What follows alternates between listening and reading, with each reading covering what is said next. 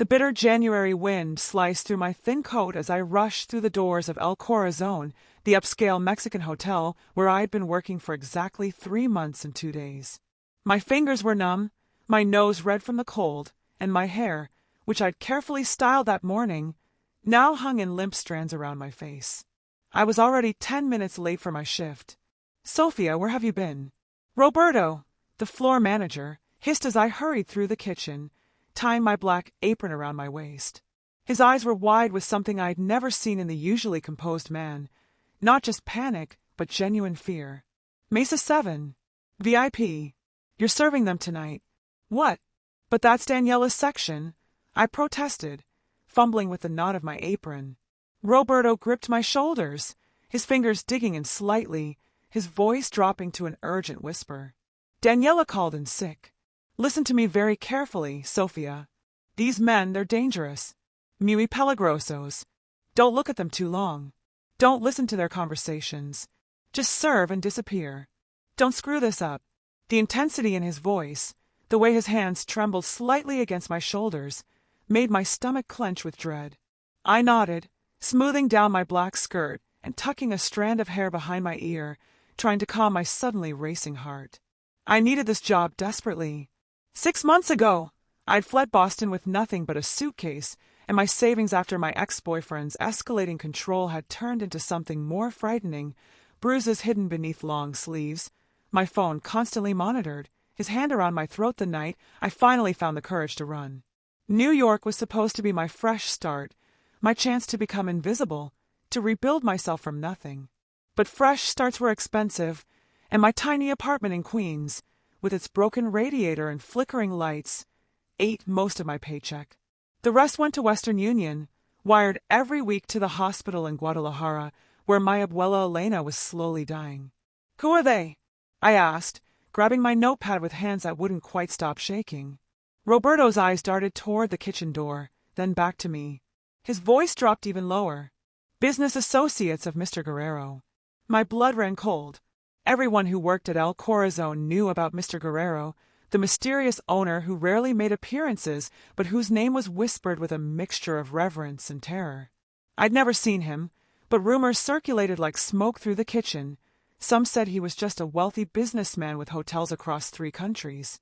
Others claimed connections to cartels, to violence, to people who disappeared when they asked too many questions. There at the private room in the back, Roberto continued, his grip on my shoulders tightening for just a moment before he released me. "Remember, Sofía, professional, efficient, invisible." Invisible. That had become my specialty lately. Keeping my head down, blending into the background, becoming part of the furniture to anyone who looked my way. After Boston, after him, invisibility felt like safety. I took a deep breath, straightened my spine, and pushed through the kitchen doors into the main dining room. El Corazon glowed with warm lighting, strings of Edison bulbs casting amber shadows across terracotta walls, the scent of cilantro and lime hanging heavy in the air, the distant sound of a Spanish guitar playing softly from hidden speakers. It exuded old-world elegance mixed with modern sophistication, the kind of place that didn't need to announce its exclusivity. I moved through the dining room with practiced efficiency, past tables of well-dressed couples and businessmen, spine straight, chin up, the way I'd been trained. Down a short hallway to the private dining room reserved for special guests, the ones who value discretion above all else. I hesitated at the heavy wooden door, my heart pounding so loudly I was certain they could hear it on the other side.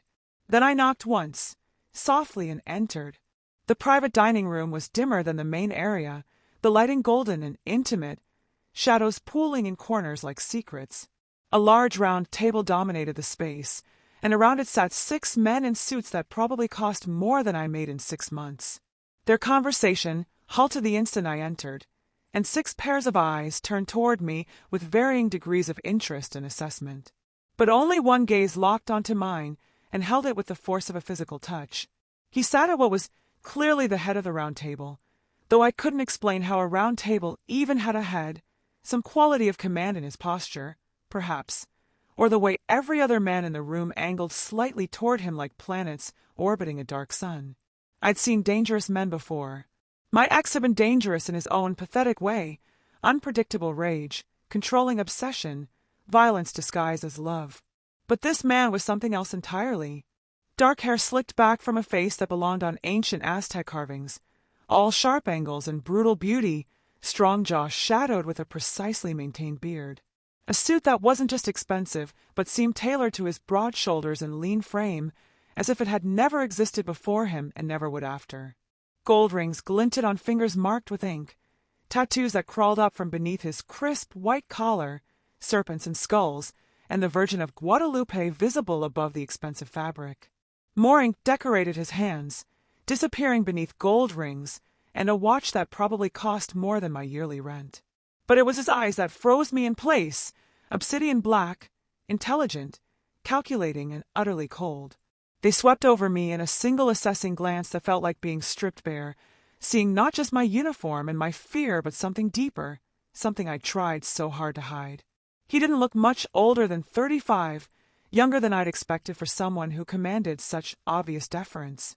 The other men at the table, older, harder, scarred by life and choices, watched him with a mixture of respect and wariness that made the hair on my arm stand up. I dropped my gaze immediately, a flush creeping up my neck, my survival instinct screaming at me to submit, to disappear, to become invisible like Roberto had commanded. "Good evening, gentlemen," I managed, my voice steadier than I felt. "I'm Sofía, and I'll be your server tonight. May I start you with some drinks?" I moved around the table efficiently, taking drink orders, hyper-aware of the dangerous men surrounding me, of the tension that hummed beneath their polite words.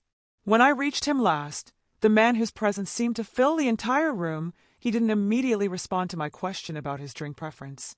"You're new," he said instead, his voice low and smooth with just the faintest trace of an accent I couldn't quite place, American-educated but with Mexican roots, perhaps. His Spanish would be flawless, I realized instinctively. This wasn't a question.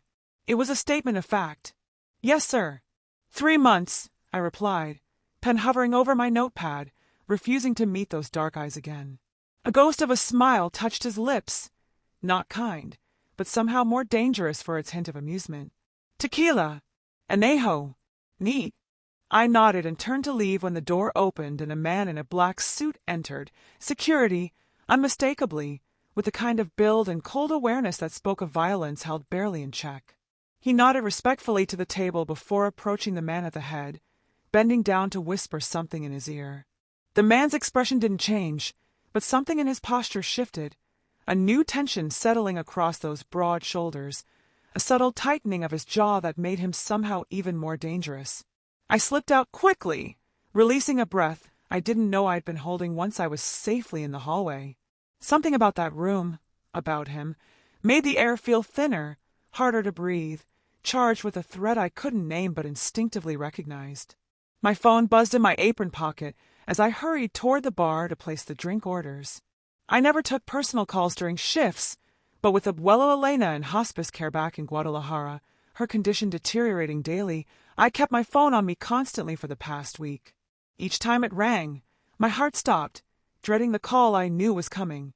I glanced at the screen, my stomach dropping. Hospital General de Guadalajara. The nurse's number. My hands trembled as I stared at the display, time seeming to slow around me. This was it, the call I'd been waiting for.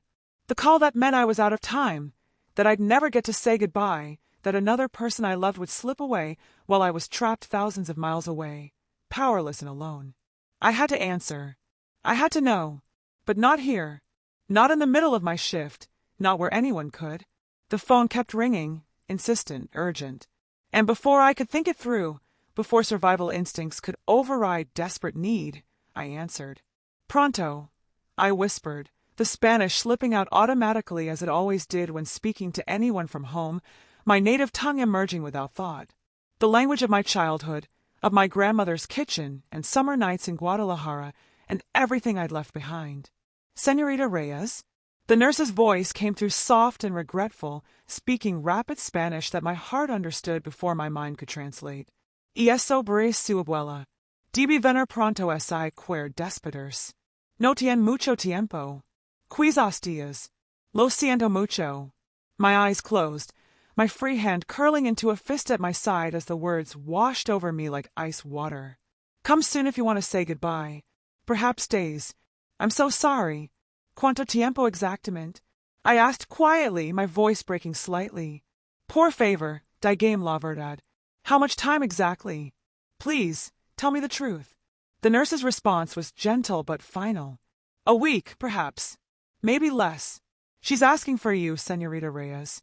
I ended the call, blinking back tears that threatened to spill over, trying to breathe through the sudden tightness in my chest. When I opened my eyes, planning to slip into the bathroom to compose myself before returning to work, I realized with sinking horror exactly where I was standing. Just outside the private dining room. The door was slightly ajar, and when I looked up, heart stopping in my chest, I found the entire table silent. All 6 men staring at me. But his gaze, the tattooed man with the cold eyes and the gold rings, was different now. Sharper. More focused. His head tilted slightly, as if seeing me for the first time, really seeing me, assessing me with new interest that made my skin prickle with instinctive warning. I realized with dawning dread that I'd spoken fluent Mexican Spanish in front of them. Perfect, native Spanish. The kind that marked me not as someone who'd learned the language in school, but as someone who'd been born to it, raised in it, who dreamed in it. And from the way he was looking at me now, with an intensity that felt like a physical weight, I understood that I just revealed something I shouldn't have. Something that changed the equation in ways I couldn't begin to understand. I apologize for the interruption, I stammered, slipping my phone back into my pocket with trembling hands, trying to become invisible again, to disappear into the background like I'd been trained. But it was too late for invisibility. He'd see me now, and something in those obsidian eyes told me he would never let me disappear again.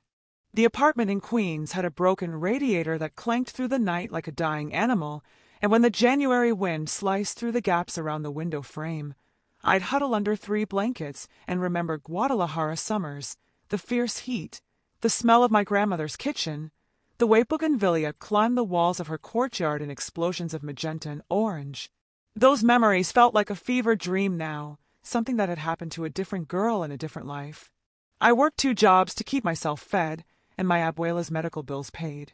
The morning shift at a coffee shop where businessmen barked orders without looking at my face. The evening shift at El Corazon, where I'd learned to move through rooms like a ghost. After Boston, after him, invisibility had become my religion. Roberto found me in the kitchen, his hands shaking as he gripped my shoulders. Mesa 7. VIP. You're serving them tonight.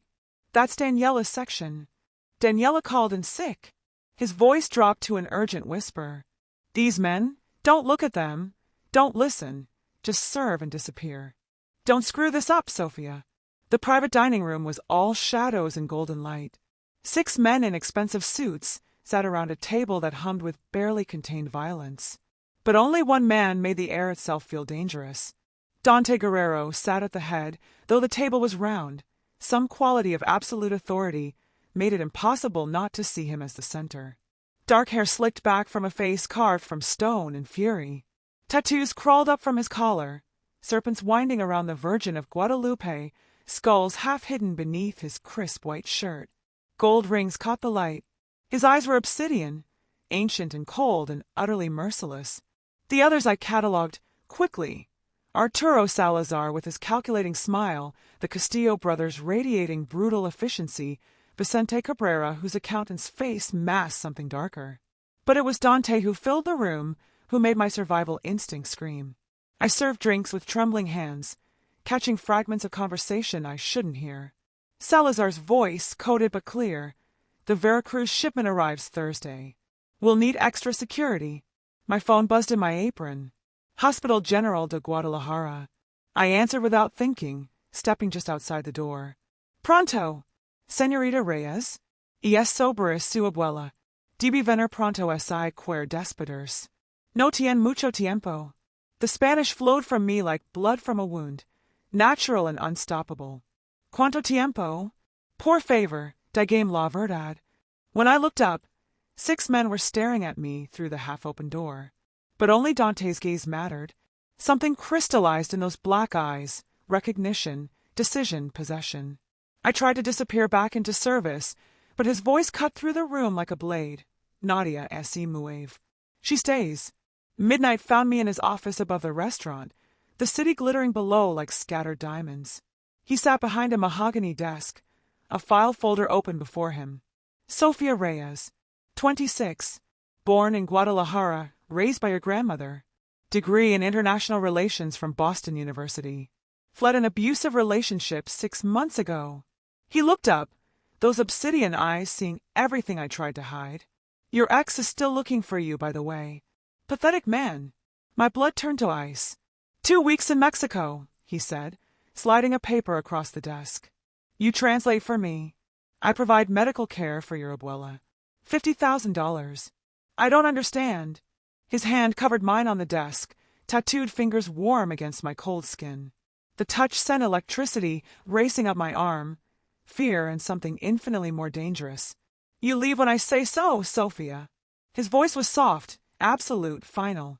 I decide when you're safe to go. I decide when I'm finished with you. Understand? I understood perfectly. This wasn't a job offer. This was ownership. But Abuela was dying, and I'd already lost everyone else I'd ever loved. Yes, I whispered. I told myself it was just 2 weeks. I had no idea I would never truly leave it all. The private jet waited at Teterboro like a sleek predator, all cream leather and polished wood. Not commercial. Not even first class. His. Alejandro Ruiz met me at the stairs. Perfectly tailored suit. Dark hair pulled back severely, eyes that assessed me like a balance sheet that didn't quite add up. Ms. Reyes. This way, please. Professional. Cold. Watching me like I might steal the silverware, or seduce her boss, or both. Miguel Soto, Dante's bodyguard, was a mountain of tattooed muscle who moved with surprising silence. He didn't speak, but his eyes tracked every breath I took. Dante sat across from me during the flight, working on his laptop while I drowned in leather luxury and mounting dread. I could feel his attention even when he wasn't looking, a weight pressing against my skin, inescapable. When did you last visit Guadalajara? He asked without looking up. 10 years ago. My mother's funeral. What do you remember about your grandfather? The question landed like a punch. Stories. He died before I was born. His eyes lifted then, black and knowing. Do you understand what kind of men we'll be meeting? Dangerous ones, I whispered. Good. Fear keeps you careful. We stopped in Houston to refuel. Armed men everywhere. My passport disappeared into Alejandro's briefcase for safekeeping. Another chance to run that I couldn't take, with Abuela dying and these people watching my every move. Guadalajara hit me like a fever breaking. The heat, the light, the smell of jacaranda and diesel and street food. Memory and danger braided together, inseparable. The hacienda was colonial beauty, hiding modern brutality. Surveillance cameras disguised as decorative ironwork. Armed guards in the gardens. Beauty as camouflage for a fortress. Rosa Hernandez welcomed me, with warm hands and warning eyes. 50-something, kind face, the kind of woman who'd seen too much and survived by staying silent. The room they prepared was obscene in its luxury. Designer clothes in my exact size hanging in the closet. Jewelry laid out like offerings. On the dresser, a gold and emerald bracelet that cost more than my yearly salary, with a note in bold handwriting. This belonged to my mother. It suits you. Wear it tonight. D. Rosa unpacked my pathetic suitcase while I stared at the bracelet like it might bite. Señorita, I have worked here 15 years. I have seen many women come to this house. Beautiful women, intelligent women. They stay for weeks, maybe months. She paused, folding a dress with careful precision. Then they disappear. My throat closed. Disappear. Sometimes back to their lives. Another pause, heavy with meaning. Sometimes other places. The private medical facility was state-of-the-art. Swiss specialist. Private room. Equipment that belonged in a movie, not a Mexican hospital. All paid for by Dante. Abuela's eyes opened when I took her hand, lucidity breaking through the morphine fog. Mija, ¿qué haces aquí? Como? A benefactor helped me come home, I said, the lie tasting like ash. Her grip tightened with surprising strength. No hay nada gratis en este mundo, Sofía. Men like that, they take what they want. Her voice dropped, urgent and afraid. Your grandfather learned that. It cost him his life. My blood froze. What? Antonio Reyes died protecting Salvador Guerrero, a debt that family never repaid until now. Her eyes held mine, fierce even in dying. They've sent his son for you. That evening, I found Dante on the terrace overlooking the city lights, Guadalajara spread below like scattered jewels. You knew. My voice shook with rage and something darker. You knew who I was before you ever hired me. He didn't turn. Antonio Reyes was my father's closest friend. When he died, taking bullets meant for Salvador, my father promised to care for his family. But your mother fled to America, married, cut all ties. We lost track of you until 6 months ago. So this is about guilt, paying an old debt. His laugh was dark silk. It started that way. Then I saw you, really saw you. Watched you survive on nothing. Send every spare dollar to your grandmother, rebuild yourself after that pendejo broke you. He turned finally, obsidian eyes burning in the darkness. You're stronger than you know, Sofía. And I decided you belong with me. His hand cupped my face, thumb brushing my cheekbone with devastating gentleness. You leave when I say so, because the moment you walk out that door without my protection, my enemies will destroy you. You're mine now. Accept it. Later, alone in my beautiful prison, I understood the trap had already closed. I'd walked into the cage willingly, and Dante Guerrero held the only key. Morning light revealed the truth. Locked gates, guards at every exit, my phone connected to their system. I tested boundaries like a caged animal, finding only walls. Rosa brought breakfast, traditional Mexican coffee, pan dulce, fresh fruit arranged like art. You're handling this better than the others. Most cry. You're thinking. Good. What good does thinking do when there's nowhere to run? Her smile was sad and knowing. Thinking keeps you alive, Mija. Alejandra found me mid-morning, all business. Tonight's dinner is critical. The Castillo brothers, Salazar, Cabrera. Translate everything accurately. But if you hear anything concerning, touch your bracelet. Señor Guerrero will know. The emerald green dress appeared like a command, expensive silk that clung and revealed, elegant enough to be respectable, seductive enough to be noticed. Dante's mother's jewelry followed, gold bracelet heavy on my wrist, necklace cold against my collarbone, earrings that caught the light, marking me as his. The dinner was formal Mexican hospitality wrapped around deadly negotiation. Crystal glasses and silver cutlery on hand-embroidered linens, while men discussed acquiring a shipping company in Veracruz like they were buying groceries instead of criminal infrastructure. I translated smoothly, Spanish flowing into English and back, noting everything. The way the Castillo brothers nodded agreement too quickly, how Salazar watched me with calculating eyes, assessing whether I was translator or threat. The conversation shifted between languages, testing me. I kept pace, professional and invisible. Then, Salazar leaned toward Cabrera, speaking in a regional dialect he assumed Dante wouldn't understand. Let him have Veracruz. The real money's in the Mazatlan warehouses. He doesn't know what we're moving through there. My fingers found the bracelet, a casual adjustment that looked like nothing. Dante's nod was imperceptible. Then, smooth as silk. Gentlemen, I'd like to revise my offer. The purchase should include all coastal holdings, Veracruz, Acapulco, and Mazatlan. Full inventory rights. Salazar's eyes cut to me, cold fury crystallizing. He knew. He understood exactly what I'd cost him. The negotiation stretched hours, tension thick enough to choke on. I translated while feeling Salazar's hatred growing, a living thing across the table. Papers were signed near midnight, toast made with tequila that tasted like ashes in my mouth. Salazar's parting words were poison wrapped in courtesy. Your translator is very observant. One wonders if she truly understands what she's helping you acquire. Dante's arm slid around my waist, possessive and protective. She understands perfectly, and she's loyal. The library door closed behind the last guest. Dante pulled me inside, satisfaction radiating from him like heat. You did exactly right. That information about Mazatlan is worth millions. Perhaps your life, if Salazar realizes how much you cost him. The reality hit like a fist. I'd helped him, actively participated in his criminal empire. Complicit. This doesn't change anything, I said, desperate to maintain distance. 2 weeks, then I go home. He moved like a predator, caging me against the bookshelf, his body radiating heat and lethal intent.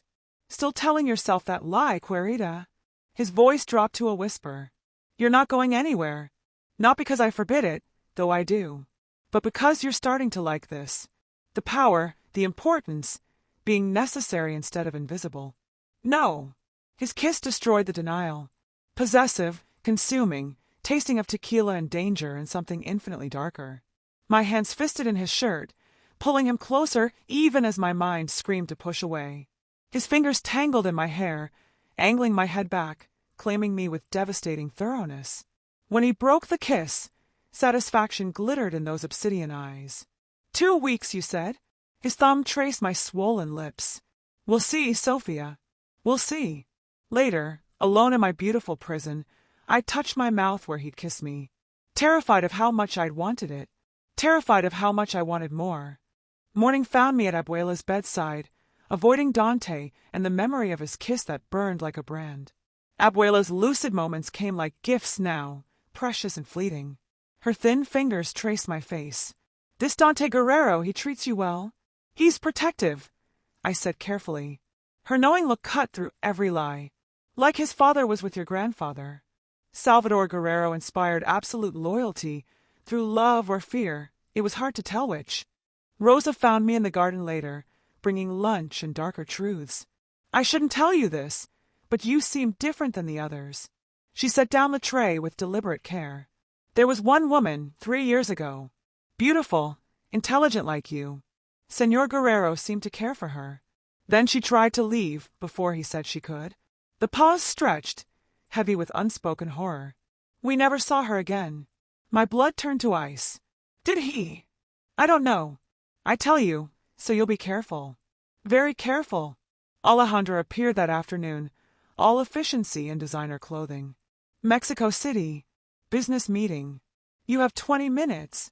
The helicopter ride turned Guadalajara into a toy city below us, Dante beside me reviewing files like we hadn't kissed, like he hadn't claimed my mouth and proven I was a liar about wanting to leave.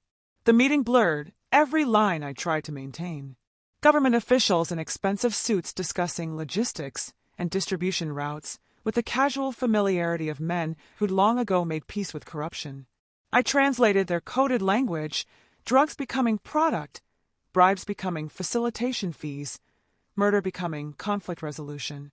I was helping, actively enabling an empire built on poison and violence. Lunch was just the two of us at an exclusive restaurant overlooking the Zocalo. Dante ordered in perfect Spanish, then turned those obsidian eyes on me. What did you dream about before Boston? Before survival became your only goal? The question caught me off guard. I wanted to build something. I studied international business because I believed in creating connections, opportunities. You still can. With me, you could build an empire. My laugh tasted bitter. A criminal empire. An empire nonetheless. His expression turned serious, almost vulnerable. Every fortune in this country started with blood, Sofía. Mine is just more honest about it. San Miguel de Allende appeared that afternoon like a fever dream. Colonial beauty and art galleries, escape from intensity into culture. Gustavo Rivera welcomed us with genuine warmth, his gallery filled with light and canvases that spoke of history, and violence transformed into beauty. Dante, finally. Gustavo embraced him like a brother. You've been alone too long. It's good to see you with someone who matches you. I should have corrected him. Explained I was temporary, transactional. But the words died as Dante's hand found the small of my back, possessive and familiar. We moved through the gallery, Gustavo explaining pieces depicting revolution and blood, suffering becoming art. The parallel hit like a physical blow. Was that what I was doing? Transforming my trauma into something powerful by choosing Dante. Except I hadn't chosen. Had I? Dante stopped before a massive canvas. Abstract violence in reds and golds, somehow beautiful in its brutality. This is what I'd do if I could leave it all behind. His voice dropped, intimate and raw. Collect beauty. Create instead of destroy. I saw him then, really saw him. Not just the monster, but the man trapped inside the empire his father built, the violence he'd inherited like a genetic curse. His fingers laced through mine, and I didn't pull away. 2 weeks, I whispered, but the words had lost their conviction. His smile was dark and knowing. "Keep telling yourself that, Querida." The truth settled in my chest like a stone. He wasn't just my captor anymore. He was becoming my choice. And that terrified me more than anything else. The gallery opening stretched into evening, candlelight turning the art into something alive and breathing. I wore another dress that cost more than my old life, deep burgundy silk that made the emerald bracelet glow against my skin like a brand. Salazar's arrival turned the air to ice. His cold greeting barely acknowledged Dante, but his eyes lingered on my wrist. Senora Guerrero's jewelry. How significant! Dante stepped away to speak with Rivera, and Salazar moved closer, predator recognizing wounded prey. "You know what that bracelet means, don't you? In this world, wearing a cartel leader's mother's jewelry is a wedding ring. You're marked now. His property. His target." "I'm no one's property," I said, lifting my chin. His laugh was dark poison. "Keep telling yourself that while you sleep in his bed and spend his blood money on your dying grandmother." Dante returned before I could respond, tension crackling between them like electricity before a storm. They spoke in rapid Spanish, coded threats wrapped in business pleasantries, violence disguised as conversation. Then the federal police burst through the doors. Chaos erupted, guests scattering, officers shouting, Salazar smiling from across the room like a man watching his chess pieces fall into place. Dante's hand locked around mine. "This way. Now." We ran through the service entrance. Miguel Soto waited with the engine running, and we were moving before my door closed. Bullets shattered the rear window, glass raining down like deadly snow. Dante's body covered mine, his weight crushing and protective, his heartbeat thundering against my back. Miguel drove like the devil himself was chasing us through San Miguel's narrow colonial streets. We switched vehicles twice in the countryside, headlights cutting through darkness, my hands shaking so badly I couldn't buckle my seatbelt. "Salazar set this up," Dante said, voice tight with controlled fury. "He's been planning this since you cost him Mazatlan." "Then let me go." Desperation made me cruel. "I'll disappear, you'll be safe." His hands grabbed my face, forcing me to look at him. "You think I care about safety? I care about you. He wants you dead now, Sofía. You're not just my weakness. You're a witness, a liability, a symbol of his failure. The only way you survive is with me." His voice cracked, raw and honest in the darkness. "You were supposed to be temporary. A debt repaid to your grandfather's memory. 2 weeks, then back to your life. But I can't let you go. Won't let you go.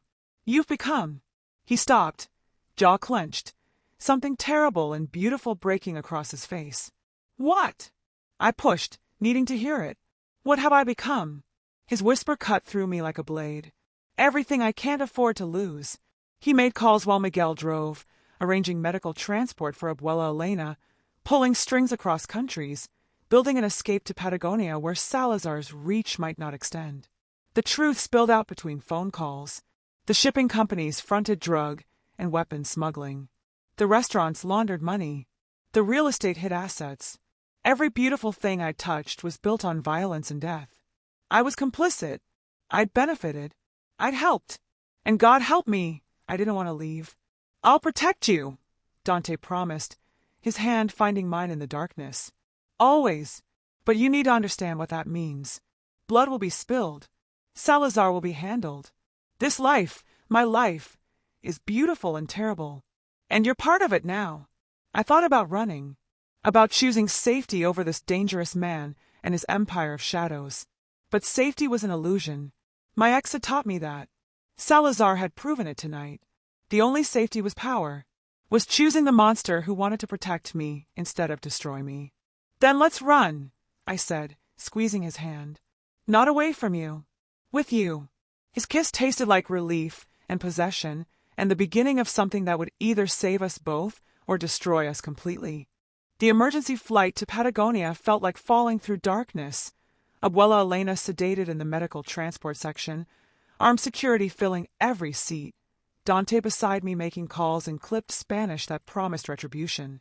The estate materialized from mountain mist like something from a dream.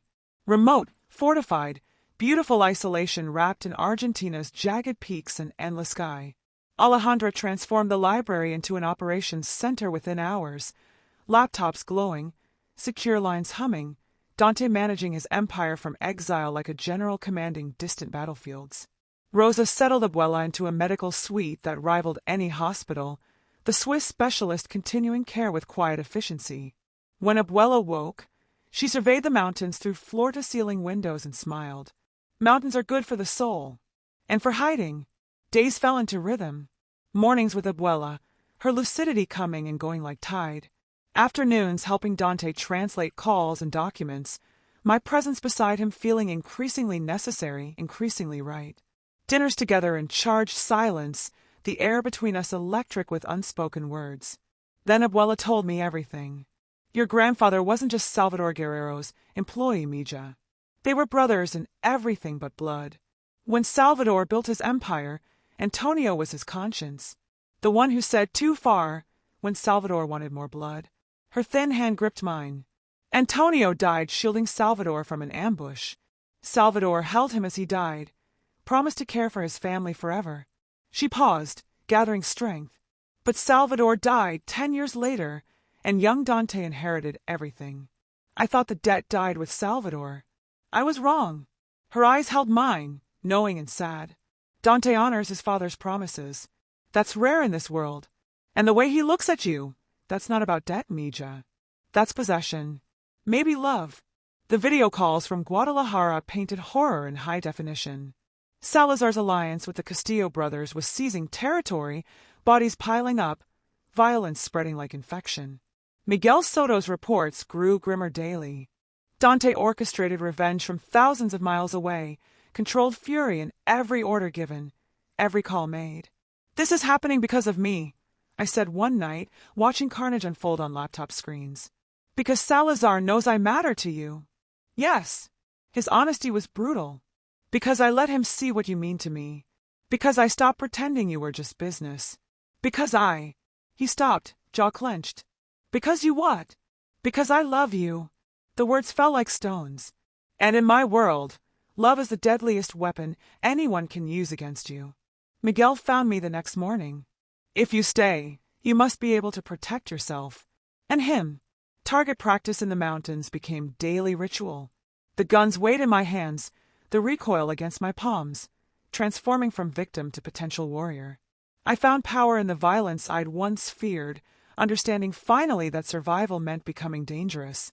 The library yielded secrets, old letters in a dusty box, correspondence between Antonio and Salvador. My grandfather's words spoke of loyalty, doubts, ultimate acceptance that some men are worth dying for. I understood then. My choice mirrored his, loyalty beyond reason, love despite danger. Abuela's blessing came that evening. Your grandfather chose Salvador. I chose to let him.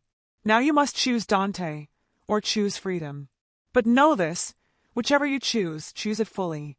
Half measures get you killed in this world. I found Dante on the terrace that night, watching stars scatter across Patagonian darkness. His profile was sharp against the night sky, dangerous, beautiful, mine. The choice was already made. Had been made the moment he kissed me. Maybe before that, when he looked at me in El Corazon and seen something worth claiming. I didn't want freedom. I wanted this, the beautiful, terrible truth of loving a monster who loved me back. I'm staying, I said. He turned, obsidian eyes burning. Say it again. I'm staying. With you. Whatever that means. His kiss tasted like triumph and possession and the beginning of war. 6 weeks in Patagonia, and I was no longer a prisoner. The gates opened at my approach. My passport sat in my room, available whenever I wanted. I could leave. I didn't. The question hung between us like smoke. When would I return to New York? Neither of us spoke it aloud, but it charged every glance, every accidental touch, every moment we stood too close. Abuela's health declined steadily. Days left, the Swiss specialist said. Maybe hours. I found Dante on the terrace one evening, drinking tequila under stars that looked nothing like the ones above New York. I took the glass from his hand, took a sip, felt the burn all the way down. Salazar is dying, he said without preamble. He doesn't know it yet, but he's already dead. When? Soon. He took what's mine. Threatened you. There's only one response to that. I should have protested. should have argued for mercy, for law, for something other than blood answering blood. But the words died unspoken. I was complicit now, in murder, in violence, in everything his world demanded. What do you want to happen, Sofía? His voice was quiet, dangerous. Not what you think you should want. What do you actually want? The question cracked something open inside me. My thoughts cascaded. My empty New York life, invisible and safe and hollow. My ex who'd made me small, convinced me I deserved his fists and his control. My current self, important, protected, powerful in ways I'd never imagined. The violence and blood versus the purpose and belonging. Safety versus truth. I want to stop running, I said finally. I want to stop hiding. I want. Courage gathered like a storm in my chest. I want to stay. His eyes found mine, obsidian in starlight. With me? Or just in my protection? With you. The words came easier than breathing. Not because you commanded it. Not because I'm afraid to leave. Because I choose this. Choose you. Choose the danger and the truth over safety and lies. Something shifted in his expression, vulnerability breaking through that controlled exterior. When I said, she leaves when I say so, I thought I was protecting you from yourself, from running before you were safe. But the truth is, I was protecting myself from losing you. His hand found my face, thumb brushing my cheekbone with devastating gentleness. My world will never be safe. There will always be enemies, always violence, always blood that stains everything we touch. But I swear to you, you will never be powerless again. You'll stand beside me, not behind me. You'll know everything, decide everything with me. True partnership, Sofía. Not possession. I don't want safe anymore, Dante. I pulled him closer, claiming him as much as being claimed. I want real. I want purpose. I want you. The kiss wasn't possession or surrender. It was mutual claiming, mutual choosing, fire meeting fire until we burned together. I took control, pulling him toward my room, choosing passion over fear, desire over doubt. This is where I belong, I thought as we fell together. This is who I'm meant to be. Our first night was passionate, consuming, transformative, two people choosing each other despite every reason not to, finding home in the most dangerous place possible. Morning found me in his arms, sunlight streaming through windows, absolute clarity settling in my chest where doubt used to live. I'm done being a victim, I said, tracing the tattoos on his chest, serpents and skulls, and the Virgin watching over us both. If I'm living in this world, I'm owning it. His smile was dark and proud. Good. We visited Abuela together that afternoon, my hand in his, no hiding anymore. She looked at us with knowing eyes, smiled her approval, and drifted into sleep. She died peacefully that evening, her hand in mine, Dante's presence solid at my back. And I didn't break. I'd chosen strength, chosen power, chosen love wrapped in danger, chosen him. Abuela Elena died 3 days after I chose him, peaceful in sleep with my hand holding hers and Dante standing vigil beside me. Rosa prayed in the corner, soft Spanish, words mixing with the beep of machines, finally going silent. Her last words came in a whisper. You chose love, Mija. Like your grandfather. No regrets. Promise me no regrets. No regrets, Abuela. Nunca. The promise tasted like tears and truth. We returned to Guadalajara for burial, risk accepted, protection absolute. Miguel and 20 armed men surrounded us like a living fortress. The traditional Mexican funeral burst with color despite grief. Mariachi music, marigolds everywhere, Day of the Dead imagery honoring both Abuela and Antonio Reyes, the grandfather I'd never known. I spoke in Spanish at the cemetery, honoring sacrifices made for love, strength born from impossible choices. Dante stood at my back, solid and unwavering. Later, I found him at Antonio's grave, speaking quietly to stone in memory. I've honored your memory. I've protected what you loved. She's mine now and I'm hers. The debt is paid. 6 months later, Salazar's body was found in the Sonoran desert. Execution style. A message written in blood to anyone who might threaten what Dante loved. I never asked for details. Some questions are better left unasked. Dante's empire consolidated rapidly.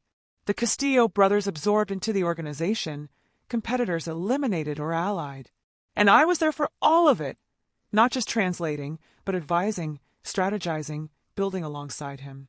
I learned the full business, legitimate and illegitimate, how money flowed through restaurants and real estate, where power lived in government connections and street-level distribution. My transformation was complete, professionally dressed, confident, commanding respect from men who'd once seen me as temporary decoration. 1 year after Abuela's death, we started building something new. Schools in poor neighborhoods, hospitals with real equipment, women's shelters for those running from men like my ex. I found purpose in transformation, cleaning dirty money into genuine help, turning blood into something that saved lives instead of taking them. Rosa found me reviewing foundation paperwork one afternoon. "You were right about women disappearing," I said. "But I didn't disappear. I transformed." Her smile was proud, into something stronger than any of us expected. I never pretended to be good. The money funding those schools came from poison sold on streets, from weapons moved across borders, from violence that destroyed families. I helped enable it all, translating deals, strategizing expansion, standing beside Dante as his empire grew. But I also saw children learning, mothers escaping abuse, communities healing. Some blood washes away easier than others. Most days, I believed we were building something good from something terrible. Most days, I am not good. I am not evil. I am human, choosing love and power over safety and lies. Choosing complicated truth over simple innocence. Miguel and Alejandra protected me as fiercely as they protected Dante now. Rosa became surrogate family, teaching me Mexican cooking and traditions, filling spaces Abuela left empty. I learned the balance between American independence and Mexican partnership, between who I'd been and who I was becoming. I found Dante in his office late one evening, reviewing acquisition papers for a new shipping company. Legitimate this time, mostly. I slid into the chair beside him, scanning contracts with practiced efficiency. His hand covered mine on the desk, warm and solid and absolutely certain. "What do you think?" he asked, trusting my judgment on deals worth millions. I study the numbers, the terms, the opportunities hidden in legal language.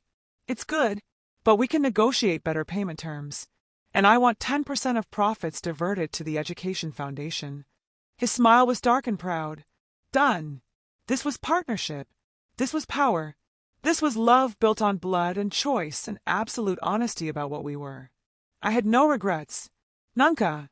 2 years after the phone call that changed everything, we returned to El Corazon.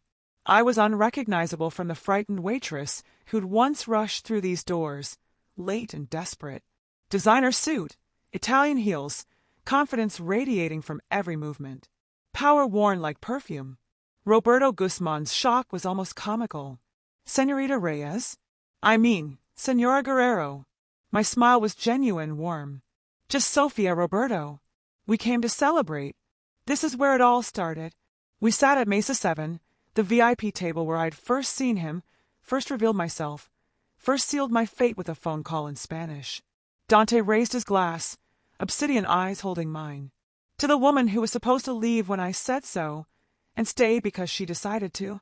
To choosing danger over safety," I replied. "Truth over lies. You over everything else." The wedding came 3 months later in the Guadalajara Hacienda Chapel. Private, intimate, only those who'd earned the right to witness our promises.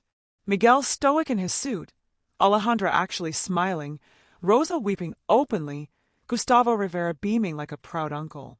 I wore white silk and Elena Guerrero's emerald jewelry, Abuela's cross warm against my heart. Dante stood before me in traditional black, gold rings catching candlelight, tattoos visible and unapologetic. Our vows in Spanish weren't traditional promises, but honest declarations. "I promise to stand beside you in blood and beauty," Dante said, his voice steady and absolute. "To protect you with my life, to honor you with truth, to love you beyond reason.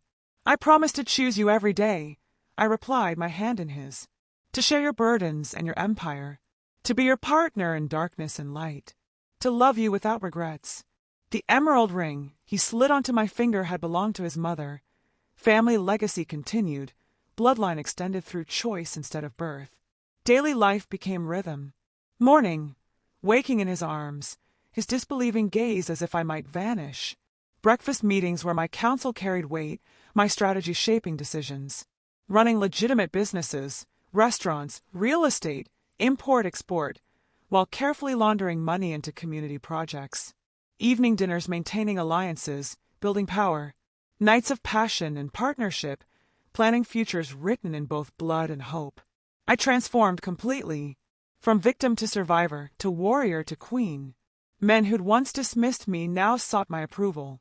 Enemies learned to fear the woman who saw everything, knew everything, whispered truth into Dante's ear. I found my power not despite the darkness, but through it. My hand found my belly often now, protective and wondering. Dante's touch followed mine, reverent and possessive. Our child would inherit both worlds, American independence and Mexican loyalty, beauty and brutality, the complicated truth of who we were. Day of the Dead found us at Abuela Elena's grave, marigolds blazing orange in afternoon light, candles flickering against gathering dusk. You told me to choose love, I said, to polish stone and memory. I did, Abuela, and I found myself in the choosing. No regrets, never any regrets. Dante's arms circled my waist, hand settling on my belly where our future grew. Our reflection appeared in the gravestone's polished surface. Power couple, partners, equals. It began with a phone call in Spanish, answered in front of the wrong man at the wrong time. He said I'd leave when he decided. He said I belonged to him. He was right and wrong. I stayed not because he commanded it, but because I discovered something neither of us expected. That a woman who survives one cage learns how to break any lock, or how to build her own throne inside it. I chose him. I chose this dangerous, beautiful, impossible life. I am Sofía Guerrero now, wife, partner, queen. And I leave for no one, not because I can't, but because I finally found where I belong. In the darkness, beside the man who saw my strength when I'd forgotten it existed. No regrets, no looking back, only forward, together forever.